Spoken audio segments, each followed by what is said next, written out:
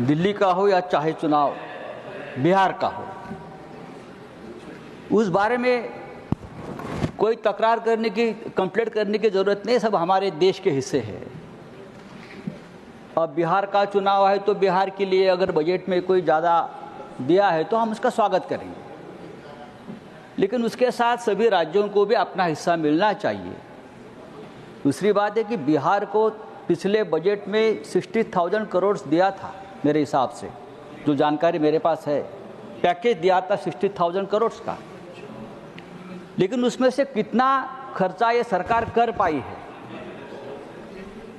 600 करोड़ भी अब तक खर्चा नहीं हुआ है, ये जानकारी किसी ने दी है? अगर ये है तो पैकेज पे पैकेज देकर किसी राज्य को आप इस तरह से अपने कर्ज में या क्यों दबाव में आप लेना चाहते हो?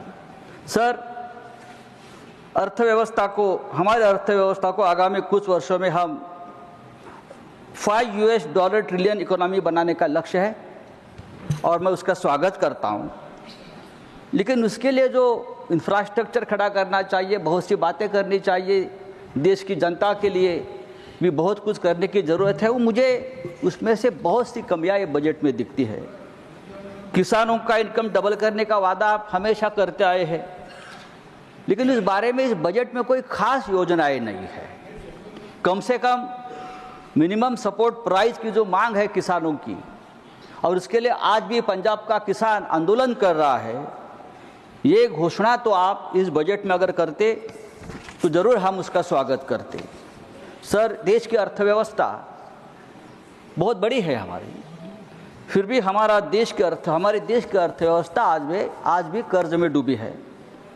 भारत सरकार पर लगभग 185,000 करोड़ का कर्ज आज भी है, और फिर भी सरकार ने कुछ गिने चुने उद्योगपतियों का लगभग 16 लाख करोड़ का कर्ज माफ़ किया, लेकिन किसानों का कर्ज अब तक हम माफ़ नहीं कर पाए हैं।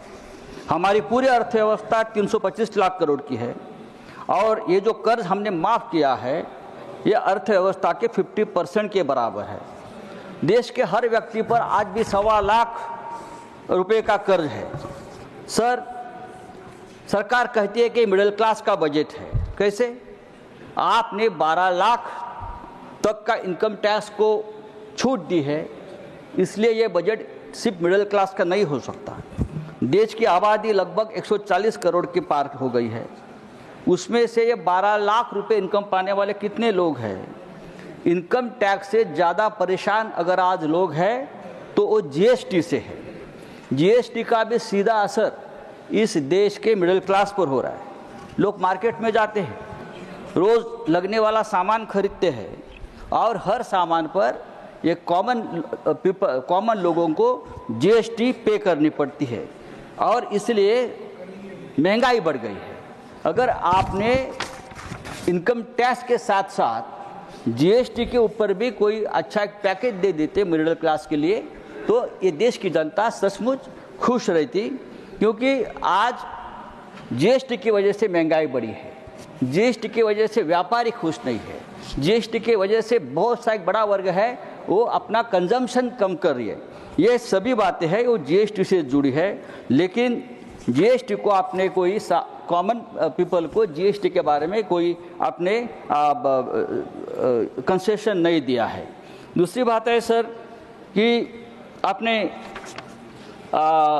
मिडिल क्लास की अगर आप बात करें तो आज भी ये सरकार 85 करोड़ लोगों 85 करोड़ लोगों को फ्री रेशन दे रही है, तो ये सभी लोग बिलो पॉवर्टी लाइन है, तो उसका मतलब है उनके पास कोई इनकम नहीं है।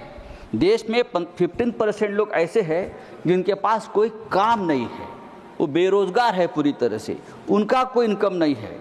और हमारे वित्त मंत्री ने अपने भाषण में बेरोजगारी के बारे में कोई न योजना दी है, न बेरोजगारों का कोई नाम लिया है। देश में महंगाई बढ़ रही है, उस बारे में कोई योजना नहीं है कम करने के लिए।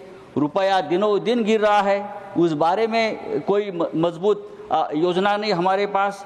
तो ये सभी बातें अगर हम देखें तो दिखावा ज़्यादा है इस बजट में, दिखावा ज़्यादा है, शो ज़्यादा है, और ये इतना शो है कि ये शो देखकर लोग भूल जाते, लोग भ्रमित हो जाते हैं, बड़ी बड़ी आप भाषण करते हैं, अच्छी बात है, सरकार है, लेकिन मैं हमेशा कहूँगा जब तक इस देश में मिडिल क्लास जिंदा है तब तक ये देश जिंदा रहेगा, क्योंकि ये देश में लड़ने वाला जो आदमी है वो मिडिल क्लास है। तो आने वाले दिनों में बजट हो या आपकी योजनाएं हो, मिडिल क्लास को, बिलो पॉवर्टी लाइन जो लोग हैं, वो सबको ध्यान में रखकर आपको आपकी योजनाएं तैयार करनी पड़ेगी। धन्यवाद। बहुत बहुत धन्यवाद।